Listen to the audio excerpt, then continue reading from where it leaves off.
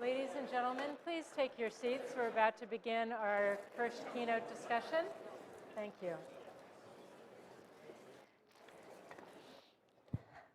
Hello, everybody, again. I'm very sorry to deprive you of your coffee break, but we had a treat in that General McMaster was able to join us a bit early, and we thought we would welcome having a chance to have a good conversation with him. It's really an honor and a delight to welcome H.R. McMaster to speak with us today. As you all know, he is a revered military strategist, a student of history, and very much of a change agent throughout his career. He has spent his entire career in service to this country. His current role, as you know, is as National Security Advisor to the President, but he brings a real breadth and depth of experience to this job, from his combat experience in the first Gulf War to really demonstrating that counterinsurgency could work in parts of Iraq, at least at certain points in time, to Afghanistan, where he helped to shape the NATO operation there and also the effort to combat corruption, to his service back here at home with the Army in trying to help the Army envision the future and develop new and innovative concepts for dealing with that.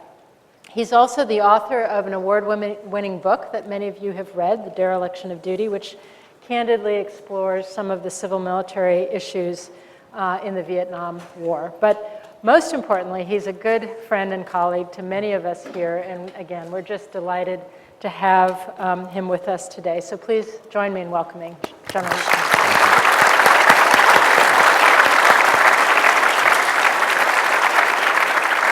So we've been talking about a broad range of threats today, and the list is long when we talk about national security challenges.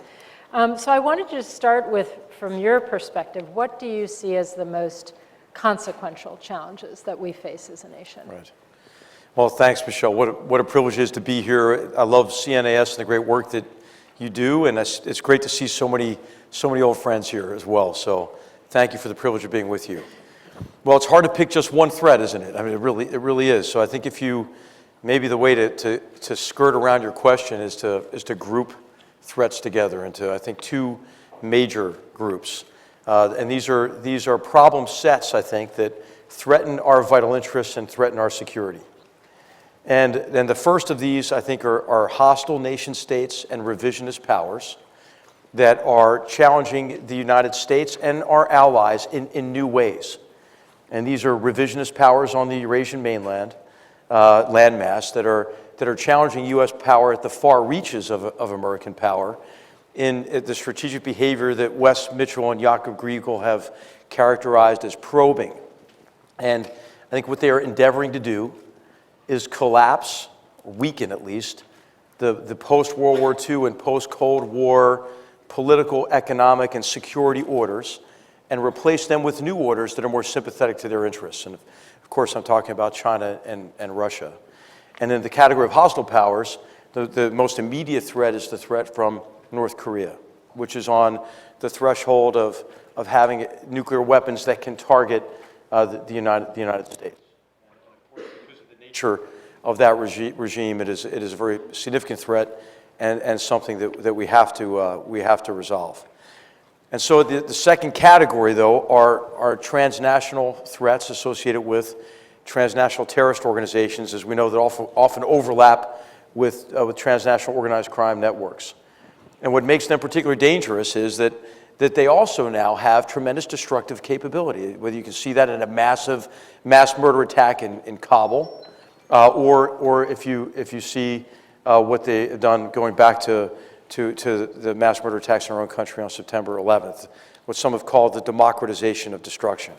So the threats to national security, I think, are more diverse, maybe. Maybe it's the diversity of the threats that is the greatest challenge. And so what we need is a competent system, a competent process that brings together expertise across all the departments and agencies to frame our national security challenges and problems and develop intelligent, integrated strategies to protect the American people and protect our vital interests. Okay, great. I want to ask about a very immediate challenge, and that is in vis-a-vis ISIS and Syria. So as we've succeeded in starting to make progress and really push ISIS out of key territory in eastern Syria, we have a growing competition between the regime and its allies, Iran, Russia on one hand, and US-backed forces, Syrian opposition forces on the other. And there have been a couple of incidents recently when we've kind of brushed up against each other, where US forces took defensive action to either shoot down, to shoot at a Syrian aircraft or an Iranian Shia militia convoy. Can you talk about how you see the broader campaign in Syria? Are we still focused just on ISIS? Is there a debate about going beyond that to also push back against Iran and the other forces supporting the regime? What are the objectives? How do you see our strategy there? Well, to address the beginning of your question, we have to be very clear that the reason we're in Syria is to destroy ISIS, to eradicate ISIS, as one part of a much broader campaign against ISIS and transnational terrorist organizations that threaten the American people and our allies.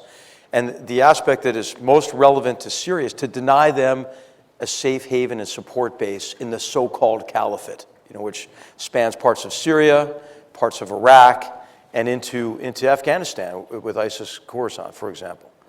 And in other areas, pockets of them in other areas where we've been very successful in Libya, for example. We are being successful with our partners in Syria. We're being successful with our Iraqi partners in Iraq. We're being very successful with our Afghan security force partners in denying them the safe haven support base. There's still a lot of work to be done, though. In Iraq, as you know, in western Nineveh province, in the Euphrates River Valley, in Anbar province in Iraq, and in the middle Euphrates River Valley, which is the area that's contested now between Raqqa, their so-called, there's declared capital, which is about to fall, and down to Qaim and the border crossing in Iraq. But the other key aspects of defeating ISIS, as we know, have to include cutting them off from other sources of sustainment, of support, and of strength, financing, and especially access to this perverted ideology which they use to recruit people to their cause in the region and beyond into Europe, our own nation, Southeast Asia, and so forth. So this is one part of a much larger campaign, and we're in Syria for ISIS. But as you mentioned, the situation in Syria could not be more complex. It's getting more and more complicated. And it's getting complicated in part, I think, because of the destructive role that Iran is playing in the region. And so what you have is ISIS being able to gain control of territory and populations and resources because of the weakening of states associated with civil wars that are sectarian civil wars. And Iran is feeding this cycle of sectarian conflict in an effort, I believe, to keep the Arab world perpetually weak and to put into place weak governments in the region, weak Arab governments that are dependent on Iran for support, while Iran grows militias and illegal armed groups that lay outside of those governments' control, that can be turned against those governments if those governments take action against Iranian interests. This is sort of a Hezbollah model applied more broadly in the Middle East. And so Iran is a great source of perpetuation of conflict, perpetuation of human suffering, perpetuation of this really political and humanitarian catastrophe across the greater Middle East. Moreover, what Iran has been doing is not only engaging in this destructive activity. About 80% of the effective fighters in Syria are Iranian proxy militias. And so we have to recognize that is an important role they're playing, is that continuation of violence. But also, they play a very sophisticated subversive role to keep governments weak and to infiltrate and subvert state institutions. We see that's a continuous effort in Iraq, for example. But even more recently, what we see are efforts to seed these illegal armed groups, these militias, these proxy forces with more destructive weapons, especially rockets and missiles. Of course, they've been doing this with Hezbollah from southern Lebanon for a long time, but now you see these sort of capabilities in Yemen and other places. So to answer your question, Iran is a problem. Iran is a problem that we all have to cope with, and I think you saw a great deal of consensus during the president's very positive trip to Saudi Arabia, during which leaders of 56 Muslim-majority nations were convened there. And there was broad agreement on A, the problem of transnational terrorist organizations like ISIS that employ this kutubist or takfirist ideology to perpetuate violence and hatred and murder of innocents, but then also Iran, who was seen as an equal part of this security problem. So if I could just draw you out on, the administration has talked about the need for pushing back harder on Iran's support for terrorism in the region, for their proliferation, their nefarious activities. And yet we do have this challenge of having U.S. trainers and advisors on the ground in Syria and in Iraq. What's the strategy for pushing back on Iran that also manages the risk that we have, some forces on the ground, but they're certainly not combat formations that are prepared to deal with a direct conflict with Iran? Well, there are a broad range of non-military actions available. And what you've seen is really the ability for us to work with others to sanction the regime and to sanction entities associated with it around its illegal activities, whether it's the support for illegal armed groups or its missile program. And then there are other really key actions to take, I think, are diplomatic, to isolate Iran, they're isolating themselves, from any degree of support. Informationally, I think we could do a lot better. I think one of the big things we could do is just pull the curtain back on Iran's activities and point to them and say, these are the people who are enabling the Assad regime to commit mass murder of innocent people using chemical weapons and barrel bombs. These are the people who are perpetuating sectarian conflict within Iraq, who are subverting and hollowing out state institutions and functions so they can effect capture of those institutions and keep the Iraqi state perpetually weak. These are the people who are continuing to pose a threat to Israel and undermine the Lebanese government's ability to foster a multi-sectarian coalition government and to strengthen that state. And so I think continuing to point out Iran's activities is really the first step. And maybe they'll conclude. Now you have the Iranian state, and then you also have power bases that lay largely outside the political entities' control that run these sorts of operations.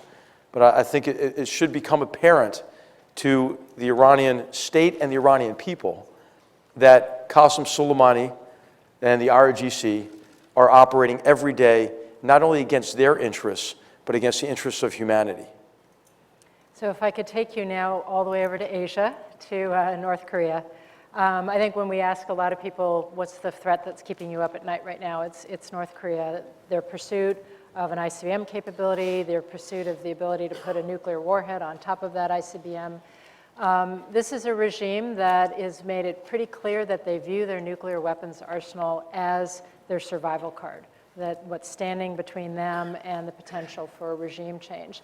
So how the administration has suggested that they're going to take a new approach to North Korea. Explain, what are the objectives? What's realistic? What's a different strategy? Well, the first thing to say, I think the objectives are what the objectives have been for many years, which is to denuclearize the peninsula. And this is a problem, as you know, has been passed down for many years by good, smart, well-meaning people who felt that they still had some space to negotiate, to enter into negotiations under some sort of a freeze for freeze or reduced pressure environment. But what we see now are really two fundamental things that have changed. One is the threat is much more immediate now.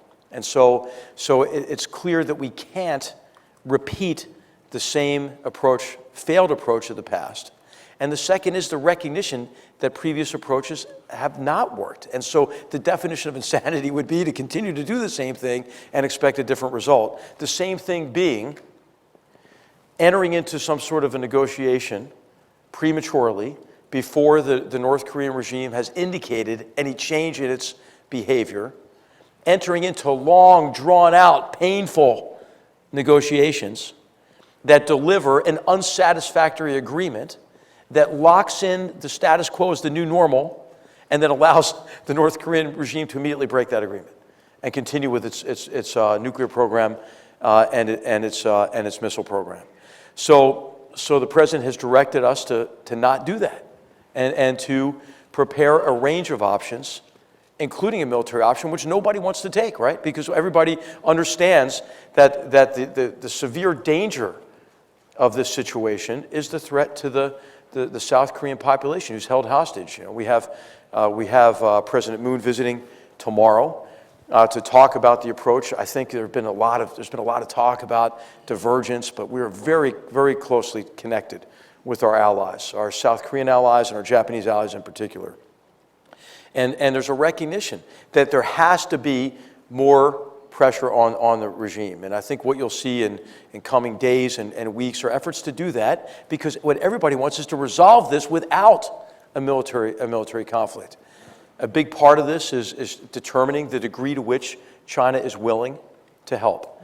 And I think one of the key elements of this strategy is that decision, the decision about how much China is able, really willing to help. And of course, our great Secretary of State has the lead on that diplomatic effort. We know that almost 90% of trade comes through China. China does have the ability to help.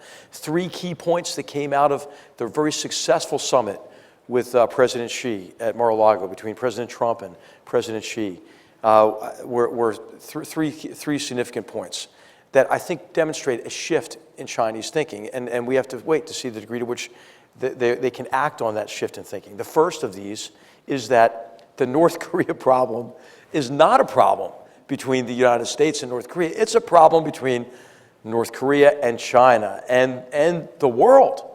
And China recognizes that this is a big problem for them. The second was the Chinese leadership's recognition and I think very frank and candid recognition that China does have a great deal of control over that situation, mainly through the coercive power associated with their economic relationship. And the third key thing that came out of that is that denuclearization of the peninsula is the only appropriate and acceptable objective.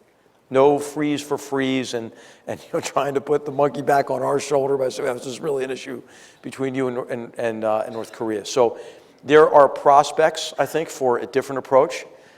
This is something that's not going to be decided in the next couple of days or weeks even. But what we have to do is prepare all options, because the president has made clear to us that he will not accept a nuclear power in North Korea and a threat that can target the United States and target the American population. Of course, he's equally concerned about our allies at South Korea, the South Korean population in particular. So if we can come back to Europe, you have spoken and written quite eloquently about the strategic value of our alliances. When the president went to Brussels, he was pretty tough on the allies. He's been very consistent in his concerns, some would say complaints, that they're not doing enough, they're not carrying the burden adequately. He pushed again on the notion of 2% of spending, GDP for defense spending. But he refrained noticeably from, at the summit, reaffirming the U.S. commitment to Article 5 and NATO's defense. So where does the president actually stand on our commitment to NATO's defense, the burden sharing issue aside? Okay, the president is absolutely committed to our treaty. We are signatories of the treaty, and he said we will never abandon those who stand with us. And he was very clear in saying everything but that explicit phrase that everyone was looking for some really odd reason. Chancellor Merkel gave a speech just before it. I don't think she said explicitly, and I reaffirm my commitment to Article 5. And I think, as you know, the president said it in response to a question in a recent press conference. There's never been any doubt in the president's mind, anyone's mind, our allies' mind about the commitment to Article 5. It is a manufactured sort of controversy. I think what is clear, you mentioned the president's tough on our allies. You know, he is tough on our allies, but it's tough love, okay? It's love. The president knows more than anybody that an alliance in which each of the members shares responsibility, shares burden, is an alliance. It's almost like a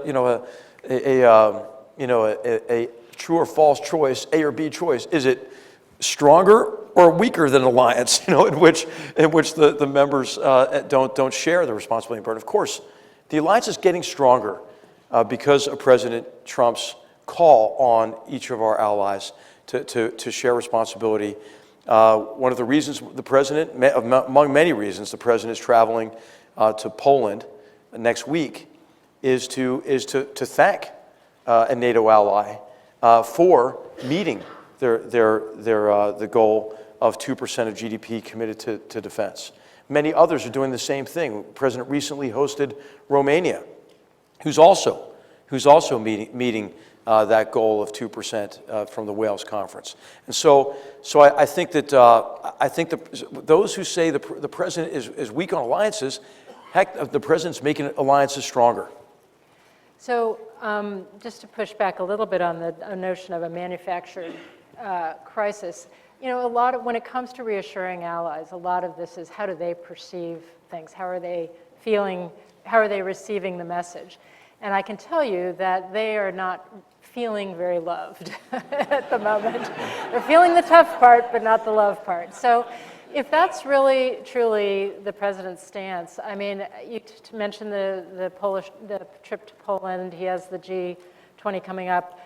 What are the opportunities, both in words and in actions, in terms of doubling down on our reassurance initiatives, our deterrence initiatives in Europe? What are the types of things you would encourage him to think about in terms of showing Europe that, hey, the U.S. is still committed? Well, what I would just say is the president's already doing it. The United States is already doing it. The United States has budgeted over $1 billion additional in the European Reassurance Initiative with the rotation of our troops to bolster our defense along the front lines in southern and eastern and northern Europe. We are becoming even more and more interoperable with our allies across all services and as a joint force. So I would just say, look at our actions. I don't feel any degree of anxiety among our allies. I mean, we all have differences, but we have agreement on 95% of the issues. And at least I can speak for my counterparts. Many of them have expressed thanks. Thanks for emphasis on sharing responsibilities and sharing burdens. And the NATO Secretary General is one of those who said, thank you, and to you and the President for continuing to emphasize the need to share burdens and responsibilities. Okay. But those who aren't fulfilling the 2%, the goal of GDP from Wales, they might not be feeling as much love, as the others. So continuing our tour of the world, Afghanistan, there's been reporting that the president has chosen to delegate the authority for troop levels to Secretary Mattis. But it sort of, whatever the increase may be, it begs the larger question of how are we defining our objectives in Afghanistan at this point in time? What is the larger strategy into which some military plus-up would fit? Because the situation on the ground is certainly not what we would hope it to be. It's stalemated. The Taliban are probably stronger now than they have been since the beginning of the war. How do you see the broader objectives and strategy in Afghanistan?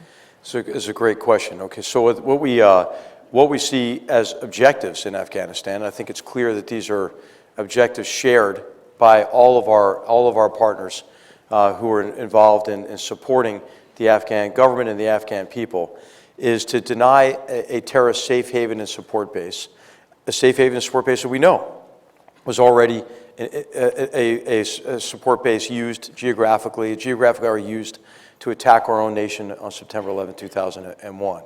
And we've seen what happens with precipitous withdrawal without consolidating gains and making these fragile military gains permanent in terms of consolidation politically with the withdrawal from Iraq precipitously and the subsequent fall of Mosul in 2014.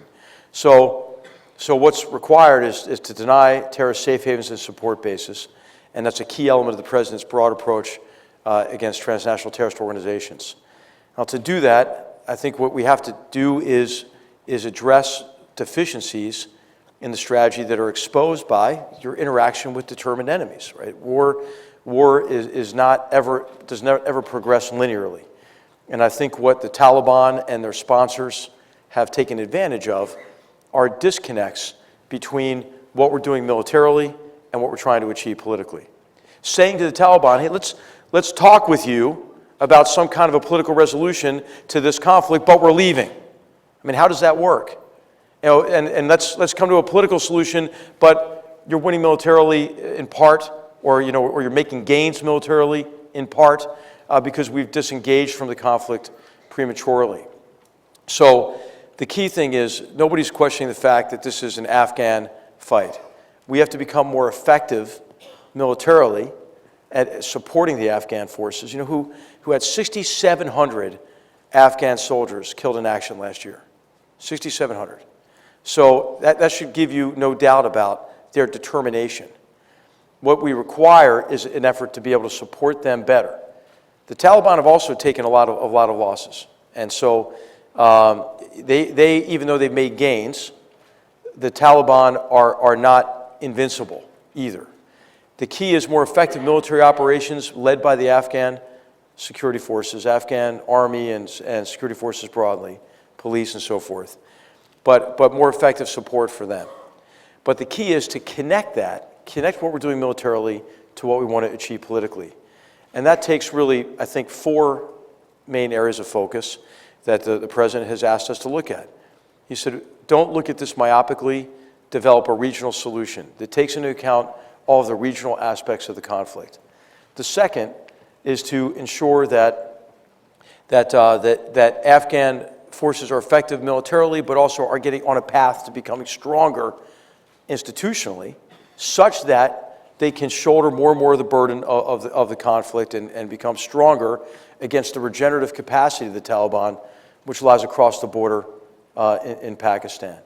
The third thing is to ask others to help, to do more, right? This is everybody's fight, and our NATO and coalition or NATO allies, coalition partners are stepping up. And the fourth key thing is to address the problem of sustainment and support for the Taliban, Haqqani network, and others, and to ensure that their leadership can't enjoy safe havens and support bases and not be under pressure. So how can it be that Taliban leadership, for example, could be sending their children to private schools while they're giving directions to fighters who are destroying schools in Afghanistan? And so something has to change about that. So they say in Washington that real policy is made in budgets. So I wanted to ask you about the President's budget request. It proposes quite a significant increase to defense spending, $54 billion over the BCA levels, but also pretty draconian, equal in the context of the state and AID budgets, I would argue fairly draconian cuts on the diplomatic and development side. So what is the rationale for that at a time when you look at Syria or Iraq or Afghanistan or even the global CT fight, the counterterrorism fight, the diplomatic elements, these other softer elements, if you will, the integration of those into our strategy is pretty important to success. So what's the rationale? Well, the key thing is to look at how much all budgets have grown over recent years and to get on a course to have a sustainable level of resourcing in the out years.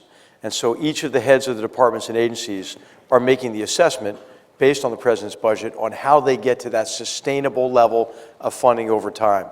In connection with the defense budget in particular, the effect of the Budget Control Act has been very severe, as you know, on all the services. And then also, all of the services are addressing a bow wave of deferred modernization associated with cuts in recent years. And that combined with the lack of predictability in the out years based on the Budget Control Act has really undermined our ability to have the kind of force we need in the future. Our forces are ready today for any contingency, but without addressing this bow wave of deferred modernization and some issues in capacity, size of forces as well, we may not be prepared as well as we want to be to obviously deter conflict preferably or respond to crises. But on your point about the need to integrate what we're doing militarily to what we need to achieve diplomatically and from a development perspective is well taken. And all of the departments and agencies are assessing how they can get sustainable levels of funding in the out years. Okay. I want to ask a question about Russia's influence operations with a future-oriented perspective. So it's clear whether we've watched what's happened in Europe in recent years, what happened in our own election cycle, what they just tried in France and what they're likely to try in Germany, that President Putin is using a whole suite of tools, from cyber attacks to fake news to propaganda and other forms of influence operations to really undermine democracy, to sow disunity in the transatlantic community. So the question is, I think, my assessment is this: we're going to see more of this in the future. So the question is, what kind of toolbox do we need to be developing as the United States, and what kind of strategies do we need to be developing to impose some costs on Russia for this kind of behavior, potentially deter them in the future, or at least render their efforts less effective? Well, this is a great question, and this is a big part of the national security strategy that we're developing for the president. This is a charge that he's given us, connection with transnational terrorist organizations, and with Russia's disruptive behavior and really a sophisticated campaign of subversion that combines cyber capabilities with propaganda and disinformation, the sowing of conspiracy theories, the weakening of societies. And so what we have to do is develop a broad range of tools and easy access to those tools so they can be integrated into strategies to confront Russia's and others' destabilizing behavior, because there are others engaged in these activities as well. The second is to deter aggression, Russian aggression from others who are using these sort of employing these sophisticated campaigns. But then also, in the case of Russia, to look for and to try to identify areas of cooperation. So as you know, the relationship with Russia has not been good, and so the engagement with Russian leaders, led by Secretary Tillerson, is aimed at really achieving those three things.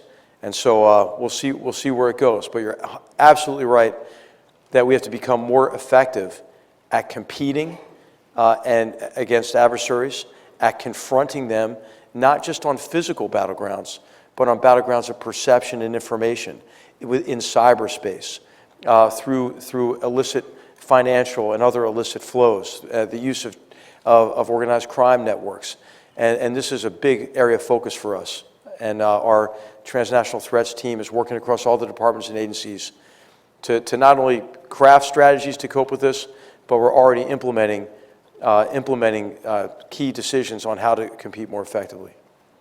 One of the themes that sort of run through the conference today is the fraying of the international order that the United States helped to architect in the wake of World War II, under pressure from resurgent powers, rising powers, non-state actors, and so forth. I think there is a broad sense that to strengthen and adapt that order, the U.S. has to play a role, a leadership role. How, A, do you share that assessment, and B, how does that square with the America First strategy that that the president's articulated, that you wrote an op-ed about, helping to unpack? How do you see those things coming together? I think they're absolutely compatible, and I try to communicate that along with Gary Cohn from the National Economic Council in that op-ed. And the title was "America First doesn't mean America alone." Actually, it's a phrase we stole from Vice President Pence when he traveled to Europe and gave a great speech at NATO, a speech that also is a critical speech to understanding how America First bridges into our engagement with allies and partners. And so the President has asked us to develop a national security strategy and integrated strategies to address our national security challenges with three things in mind: protect the American people, promote American prosperity and interests, and provide American leadership. So the President has asked us to ensure that we don't try to lead from behind, that we don't avoid providing leadership, but it's leadership that is strengthened by responsibility and burden sharing, emphasizing common interests, and then integrating our efforts with our key allies and partners. One of the things that we've done is by getting out of the tactical business, by devolving authorities back to departments that they've had in the past, we've been able to restore a longer-term vision within the National Security Council that is aimed at framing opportunities around, first of all, an understanding of the nature of the national security challenge. Obviously, that is aided by our tremendous intelligence community that helps us understand the problem, but then asking what vital interests are at stake, what vital U.S. interests are at stake. Based on those vital interests, then we establish goals associated with that national security challenge. A challenge might be, say, for Russia, how to confront Russia's destabilizing behavior, deter aggression, but find areas of cooperation that we can work on based on common interests. If that's a challenge, then we ought to have goals associated with that challenge, and then the development of objectives, and then an idea, a concept of how the departments and agencies can work together. This is the kind of guidance that the President's cabinet is developing through the National Security Council process, then giving that guidance down to the departments and agencies where policy coordinating committees come together and work on and then deliver integrated strategies to combine the elements of national power and to accomplish those objectives and achieve those goals. What that is allowing for is consultation with allies very early and partners very early in the process. So we are framing these problems and working on these problems from a multinational perspective. And these aren't just bilat meetings, over a cup of coffee or tea and a couple of biscuits, and call it a day. I mean, we're rolling up sleeves, we're working with our partners. What are our mutual vital interests? What is our mutual goal? Pick a challenge. This is also allowing us to work much more effectively with legislators, with Congress and their staffs. And what we hope is this will begin to build bipartisan understanding around these national security challenges and allow us to advance our efforts in a way that takes into consideration maybe legislative remedies to parts of these problems. And then it's also helping us engage with CNAS and academia and think tanks. And I think many of you probably in this room have already been part of these discussions with our teams. And so our senior directors on National Security Council are bringing in their interagency colleagues and having discussions at your venues and asking first-order questions about these challenges. What are our vital interests at stake? What should our goals be? How do we become more effective at making progress toward our objectives? So I really think we have a very good process in place. We have the right people in place to do it, and we're consulting broadly with allies, partners, and academia and to get after these challenges. So probably the most controversial foreign policy decision the President's made to date was the choice to withdraw from the Paris Agreement. I think many people, even national security professionals, see climate change now as a security issue as much as anything else. The reporting around that decision suggested there was a lot of dissent and a lot of debate inside the administration. And I guess we all understand how the decision was made and that the decision is done. But I wanted to draw you out on your role as a national security advisor. You've written a book about this. I think many of us have taken that lesson in trying to strengthen our own leadership styles. How do you ensure that dissent gets heard in this process? How does the President respond when dissent is heard? Are there any examples where dissent or a different perspective has actually changed his views on things. I think that's probably one of the greatest burdens on your shoulders, is to make sure the president gets that diversity of advice. Right. Well, I think we have a very good process in place, and none of the members of the cabinet, I don't think, are shrinking violets, and so what we're able to do is to convene them around these problems and around these decisions, solicit their advice and opinions, and coordinate and integrate their perspectives. So we provide options to the president, and in all the president's major decisions, he's presented with options and makes decisions, and then it's our job, obviously, to assist with the sensible execution of his decisions. On climate, I didn't realize it was that controversial. No, I'm just kidding. So I think I didn't hear anything from my European colleagues or anything about that. Yeah. No, I think what's important about that is to look at the president's rationale. The president's rationale wasn't anti-climate. It wasn't anti-environment. He said, this is a bad deal. If you care about the environment, it's a bad deal because the worst polluters get a free ride, right? If you want a fair deal for Americans, it's not a fair deal because you're subsidizing renewable sources of energy for countries that really need some renewable sources of energy, but what they really need are clean fossil fuels so they can grow their economies and employ the youth bulge that's coming up in a lot of these areas that are less developed. So I know that I'm not going to convince anybody who wanted to stay, thinks we should have stayed in Paris, that was the right decision. But I just ask you to look at the rationale around it. And then what we're endeavoring to do now for the president, who's asked us to do this, is to develop an environmental policy and a climate policy. And I think we have some really good ideas. And if you pick out parts of the president's speech, you'll see his affirmation, his commitment to the environment. So that's what we're working on now.